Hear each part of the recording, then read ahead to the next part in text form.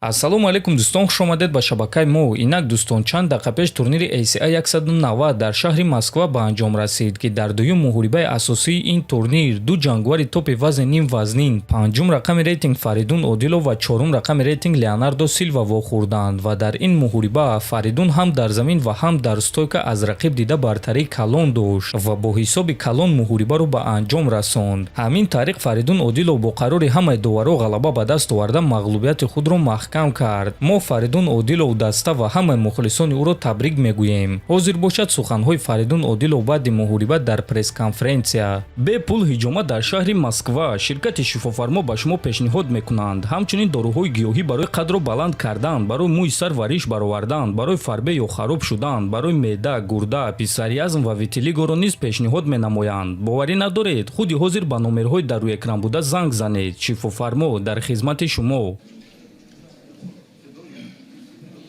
Фаридун, туро бо ғалаба табрик мегӯем. Якум савол. Ман ин саволро дар октагон додам ва боз аз ту пурсидан мехоҳам, ки оё ту ҷиддӣ аз рӯи нақшаат кор кардӣ ё не? Бале, ман ҷиддӣ аз рӯи нақша кор кардам. Ҳамаи корҳое ки мо дар тамрин омода кардем, кӯшиш кардем, ки ҳамон корҳоро ба анҷом расонам. ин чиз аён буд. Гӯй ки оё шумо медонистед ё ин ки умед доштед, ки Леонардо Силва хаста мешавад дар мобайни муҳориба ё ин ки дар охири муҳориба ӯ хаста мешавад ва баъд ту чӣ коре ки хоҳӣ ҳамонро мекунӣ? Бале, дар аввал мо бояд ки бо ӯ каме гӯштин мегирифтем. Дар болои ӯ савор мешудем, то ин ки ӯ хаста шавад. Чунки ӯ мушакҳои калон дорад ва ба онҳо кислород дар кор аст. Ва бале, нақша ҳамин гуна буд. Оиди камарбанди сафеде ки ӯ ба ту дод чӣ гуфтанӣ? Ман камарбанди кабуд дорам, барои ҳамин камарбанди ӯро партофтам.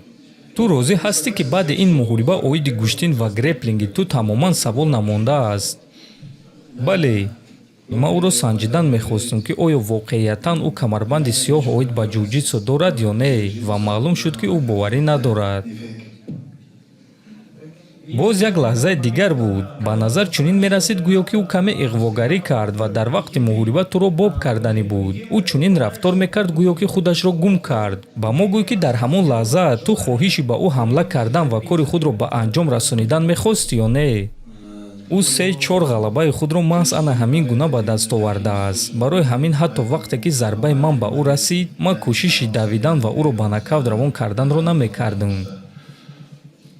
Чунки ӯ ба ман зарба зада метавонист ва ӯ зарбаҳои хеле вазнин дорад. Боз ин кор дар якум раунд буд. Ман чунин хоҳиш надоштам, намешитобидам.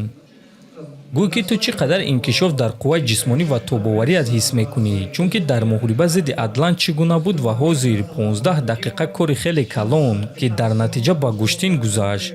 Гӯй ки акнун ту дар ин корҳо чӣ қадар хуб шудаӣ.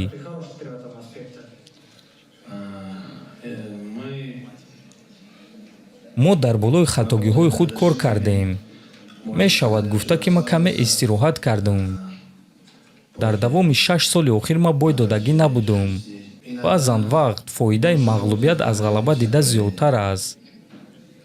Дар болои хатогиҳои худ кор кардем ва баргаштем, алҳамдулиллоҳ. Ва дар охир, кадом ҷангвар барои ту шавқовар аст, чунки ҷанги Адлан ва Муслим ба дигар саҳна кӯчонида шуд. Аз ҳамин сабаб шояд, ки туро танаффуси калон интизор аст. Ман намедонам. Ташкилот касеро ки диҳанд, бо ҳамон меҷангам. Чанд муддат пеш Элмар Гасанов ғолиб шуд. Мешавад, ки зидди ӯ ҷангем. Ё мешавад, ки агар чемпион ё ин ки Довталаб ягонтааш осеб гиранд, метавонам, ки бо онҳо ҷангам. Лига касеро ки диҳад, бо ҳамон меҷангам.